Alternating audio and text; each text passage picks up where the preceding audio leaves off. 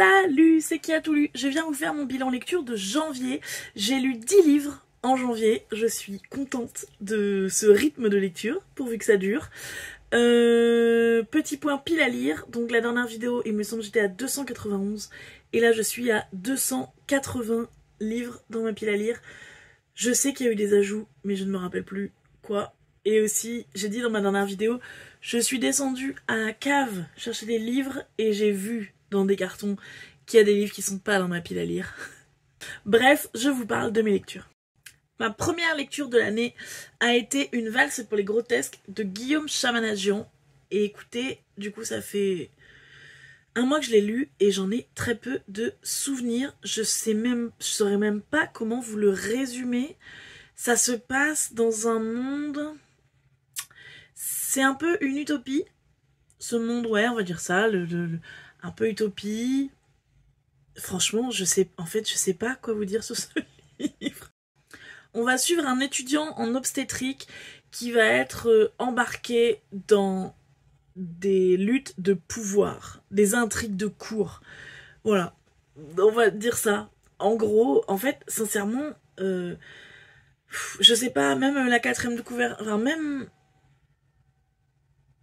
Non, vraiment, je sais pas quoi vous dire. Dans mes notes, j'ai juste noté que ce roman illustre bien le pouvoir de l'imagination. Et ouais, comme je disais, il y a un côté utopie. On sent que Guillaume Chamanadjian, le monde actuel, je pense qu'il en a marre, comme beaucoup de personnes, comme nous, je pense. Et voilà, il avait envie de dépeindre un peu son monde idéal, je dirais ça, en critiquant en même temps notre société actuelle. C'est une uchronie, si, voilà, je me rappelle quand même. C'est une uchronie où, en fait, Louis XVI n'a pas été assassiné, je crois. Ouais, c'est ça. Donc, il y a toujours la monarchie en Europe. Mais bon, franchement, voilà, j'ai pas grand-chose à dire. En fait, déjà, quand je l'avais fini, je m'étais dit... Sans plus... Et là, vous voyez comment j'ai du mal à vous en parler. Ça commence bien cette vidéo, vous allez avoir envie de regarder la suite. Mais ouais, non, vraiment, je m'en rappelle. J'ai passé un moment agréable de lecture, mais j'en tire rien, quoi. Ouais, voilà. Mais après, c'est aussi sympa parfois d'avoir juste des lectures où il n'y a pas de leçon, il n'y a rien à tirer, et on passe un bon moment, c'est bien écrit. J'ai trouvé ça original, quand même.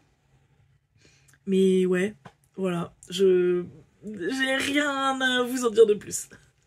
La deuxième lecture de janvier, par contre, a été une lecture exceptionnelle. C'était Chronique du pays des mers de Elisabeth von Arburg. Je vous en avais déjà parlé parce que j'ai mis longtemps à le lire, mais j'ai adoré cette lecture. J'ai fait une vidéo dédiée au Silence de la Cité, à Chronique du pays des mers, qui sont la même saga, la saga Merland. J'ai fait une vidéo sur le sujet, donc je vous y renvoie. J'ai lu 3 heures de Mana Neyestani. Je vous en avais beaucoup parlé aussi dans la vidéo bilan lecture de décembre. Donc, Mana Neyestani est un dessinateur iranien. Il est réfugié politique en France parce que il est en danger dans son pays à cause de dessins humoristiques de presse qu'il a fait. Et donc, dans cette bande dessinée, il essaie d'aller au Canada pour rejoindre son frère et pour aller signer son dernier livre.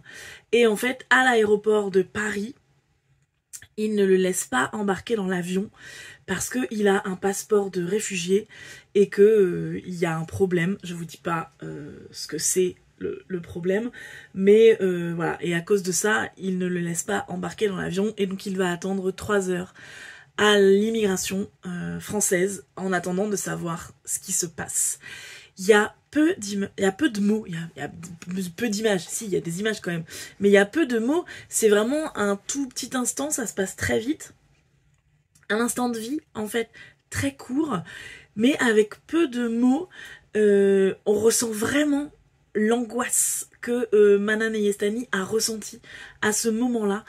Et j'ai trouvé ça très intéressant, la façon dont il arrive vraiment à nous faire comprendre ce que c'est d'être un réfugié politique, ce que c'est d'être dans l'angoisse permanente d'avoir fait quelque chose de mal, il faut aussi toujours être un bon réfugié.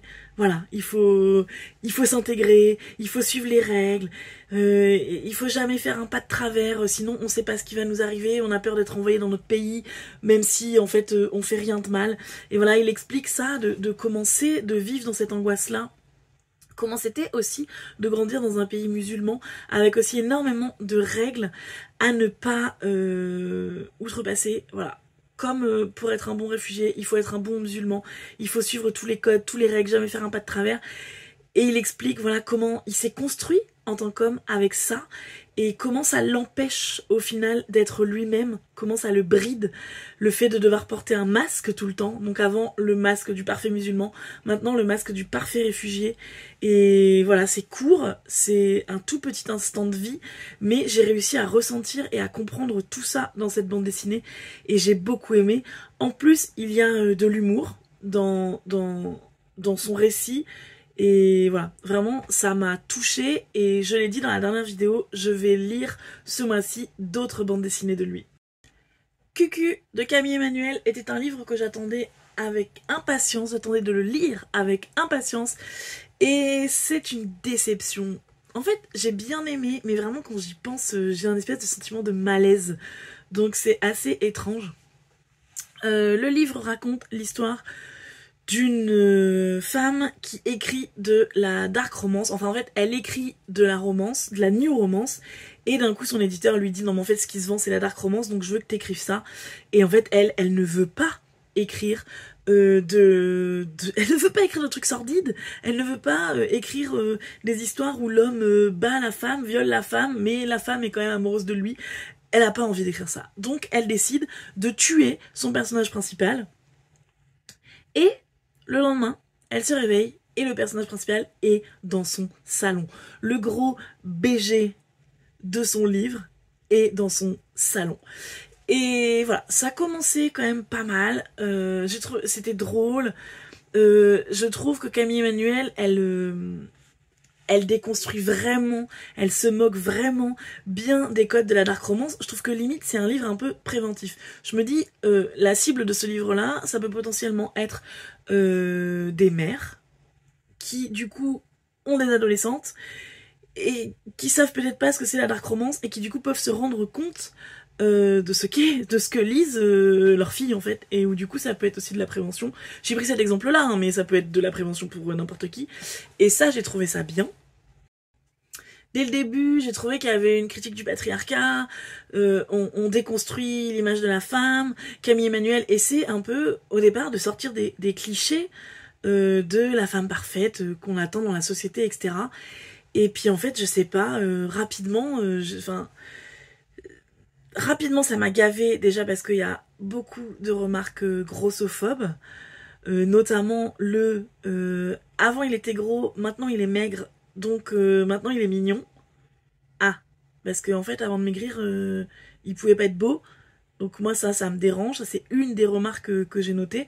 Et il y a aussi une grosse moquerie, un gros shaming, de la maigrophobie en fait. Où voilà, où Camille Emmanuel, alors est-ce que c'est son personnage, est-ce que c'est elle? Mais en général quand les auteurs écrivent quelque chose sans vraiment le critiquer, c'est que c'est un peu leur avis. Donc la critique des filles trop belles d'Instagram, et en fait il y a des filles qui sont minces parce que c'est leur métabolisme et elles sont pas forcément anorexiques, et puis en fait même si elles sont anorexiques, pourquoi se moquer d'elles en fait? Et ça du coup moi ça m'a vraiment dérangée. J'ai pas aimé. Ça m'a vraiment mis mal à l'aise. C'est de là que vient mon sentiment de malaise, je pense. Puis je sais pas, en fait, c'était hyper cliché. Il y a trop d'alcool. Le personnage principal, il fait que picoler. Et en fait, moi, non, j'aime pas. Et du coup, ouais, à la fin, ça m'a vraiment mis mal à l'aise. J'ai trouvé ça grossier. C'était superficiel. J'ai pas trop aimé les dialogues. Donc, ouais, voilà, je sais pas. Ça se lit très très bien. C'était un peu drôle, j'ai bien aimé le début. Trop grosse ficelle. Ouais, je suis vraiment mitigée.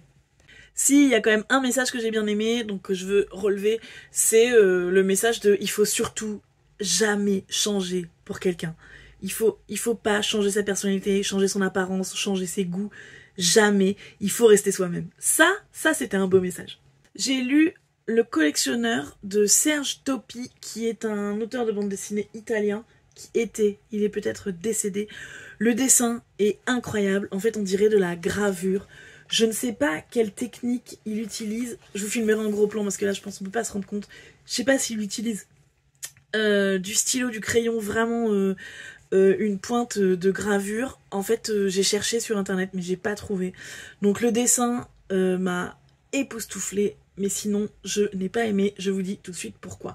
Donc le collectionneur, on parle de lui là, ce personnage, qui collectionne des objets rares et notamment des objets sacrés qu'il va chercher dans tous les endroits du monde. Et donc il y a 4 tomes dans cette intégrale de ses aventures. Et en fait le collectionneur, il aime s'approprier surtout, je crois que je vais un peu te le dire mais je me répète, surtout des objets sacrés d'autres civilisations que la sienne. Et j'ai trouvé qu'en fait, il y a vraiment un côté un peu colonialiste.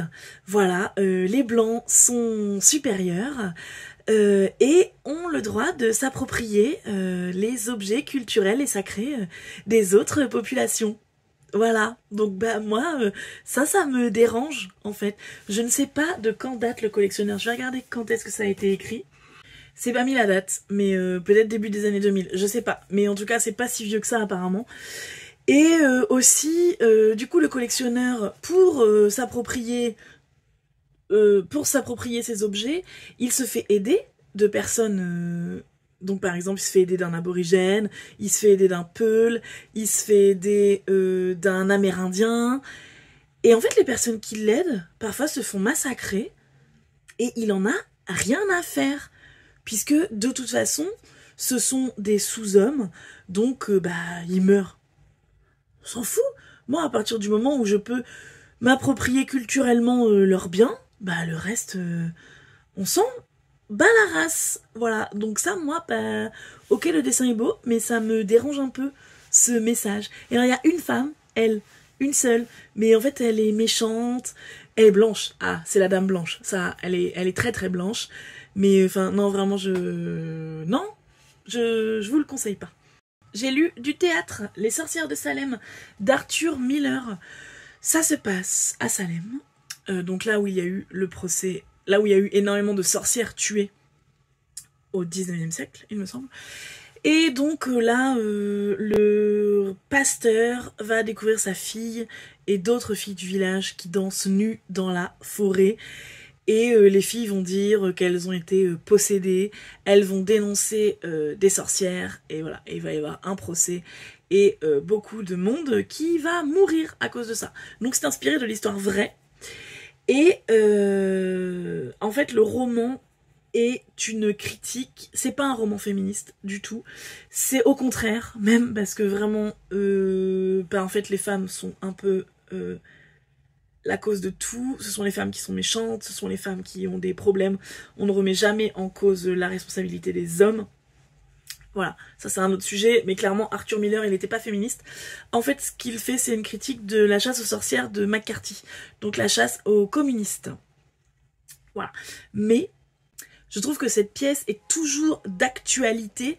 Voilà, Arthur Miller il a voulu critiquer la chasse des communistes, mais vraiment de nos jours on peut la lire et la transposer à d'autres sujets. Elle est hyper actuelle pour ce qui est de la critique de la folie des hommes. En fait, dans cette pièce de théâtre, il y a quelqu'un qui dénonce quelque chose et je pense qu'au fond tout le monde sait bien que ça n'a aucun sens et que ça tient pas la route, mais tout le monde a tellement peur d'être accusé ou de perdre son honneur ou d'être mal vu par les autres que d'un coup ils vont tous se mettre à croire ça et ils vont tous s'entraîner et ça n'a aucun sens, c'est complètement absurde. Et comment un groupe, une foule peut s'entraîner à des actions ignobles, à des points de non-retour, jusqu'à la mort, jusqu'à tuer tes proches, juste parce que quelqu'un à un moment a dit quelque chose et que personne n'ose dire, mais ça va pas, vous êtes complètement dingue, et que personne s'écoute et que personne réfléchit. Et ça, vraiment, on peut le transposer à beaucoup de sujets dans l'histoire beaucoup de sujets dans notre actualité. Et ça, j'ai trouvé ça très intéressant. En plus, ça se lit merveilleusement bien. C'est une traduction de Marcel Aimé. Et vraiment, cette traduction est géniale. Je reviens 2 jours plus tard pour finir de vous parler de mes lectures. Il en reste 4. Et voilà, c'est pour ça que j'ai changé de vêtements, etc. Mais on était lundi soir et maintenant on est mercredi après-midi. J'ai lu Le Labo, une bande dessinée faite par Jean-Yves Duhoux. J'ai trouvé cette bande dessinée très intéressante. Il va, Jean-Yves Duhoux, dans des laboratoires scientifiques et il nous raconte en 3 planches, 4 planches peut-être, il nous raconte comment est organisé le laboratoire scientifique, ce qu'il cherche dans ce laboratoire, à quoi ça sert dans notre vie de tous les jours. J'ai trouvé ça très intéressant, mais ça c'était une relique de ma palle que j'ai depuis 2010 ou 2011. Et donc c'est très intéressant, mais je pense que c'est daté. Je pense que en 15 ans, la recherche a beaucoup avancé. Là, il parle un peu d'écologie, etc., mais pas beaucoup. Parce qu'il y a 15 ans, c'était pas vraiment une grosse préoccupation, même s'ils en parlent quand même déjà, les scientifiques, puisque les scientifiques souvent sont beaucoup plus alertés que nous, et beaucoup plus vigilants. Donc voilà, intéressant, mais daté. Je crois qu'il a écrit des choses plus récentes, Jean-Yves Duhoux, donc si ça vous intéresse, je vous conseille de peut-être regarder du côté de ses travaux. J'ai aussi fini de lire le 2e tome d'Harry Potter, Harry Potter et la Chambre des Secrets. J'ai pas grand chose à en dire, je pense que tout le monde connaît l'histoire, juste que, comme pour le tome 1, je trouve vraiment que le livre est mieux que les films. Je n'avais pas relu les livres depuis peut-être bien 15 ans, et j'avais complètement oublié, quoi. Je me rappelle que des films, et en fait vraiment les livres sont intéressants, c'est drôle, c'est beaucoup plus fouillé, il y a beaucoup plus de choses, et je peux comprendre du coup qu'il y ait toujours des fans de cet univers quand on relit les livres, parce qu'il y a vraiment quelque chose de génial dans cet univers. Et ensuite, en audio, j'ai fini d'écouter le tome 7 de l'Assassin Royal, qui est donc le début de la 2e époque de l'Assassin Royal. Donc ça se passe après les Aventuriers de la Mer, 15 ans après les premiers tomes de l'Assassin Royal. On retrouve Fitz 15 ans après, on découvre ce qu'il est devenu. Et j'ai aimé retrouver son regard d'adulte sur ce qu'il a vécu en tant qu'enfant. J'ai aimé le retrouver tout simplement, quoi. Il m'avait manqué. Et voilà, je veux pas trop en dire parce que si vous n'avez pas encore lu les 2 arcs avant, je veux pas spoiler. Et puis j'en parlerai plus longuement. Là j'ai presque fini, il me reste 1 heure, j'ai presque fini d'écouter le tome 8 qui est en fait la fin de l'intégrale, la fin de l'intégrale, le premier intégral de l'Assassin Royal. Le découpage français et le découpage de la version originale n'est pas le même. Je vous ferai une vidéo dédiée, je vous expliquerai tout ça, mais en gros là je suis en train de lire la 2e partie du tome 1, quoi. Voilà, on va dire ça.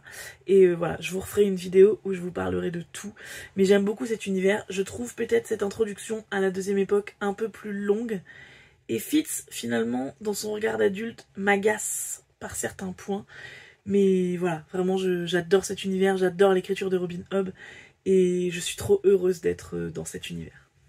Et je finis cette vidéo par le coup de cœur de mon mois de janvier, Calpurnia de Daphné Collignon. Elle a fait cette bande dessinée d'après le roman de Jacqueline Kelly. Je n'ai pas lu le roman, mais cette BD, quel coup de cœur. Quand j'ai dû élire mon livre préféré de janvier sur Instagram, j'ai eu vraiment un gros débat. C'était très difficile pour départager entre Calpurnia et Chronique du Pays des Mers. Chronique du Pays des Mers, s'il n'y avait pas le silence de la cité, je l'aurais pas aimé autant. Et Calpurnia, je l'ai trouvé parfait de bout en bout. Donc, c'est cette bande dessinée qui a gagné. J'ai adoré. J'ai envie de la relire déjà.